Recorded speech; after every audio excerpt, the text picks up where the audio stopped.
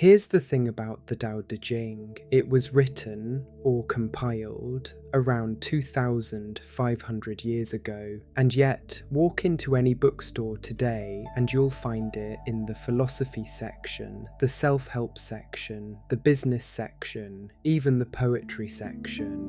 Why? Because its ideas keep showing up in modern life, even when people don't realise they're quoting Laozi. The Tao Te Ching doesn't ask you to believe, it doesn't demand faith, it simply invites you to look at the world the way water looks at a mountain, patiently, and then to move through your life the way water moves through a landscape, without force, without rush, finding the path of least resistance, and in doing so, reshaping everything.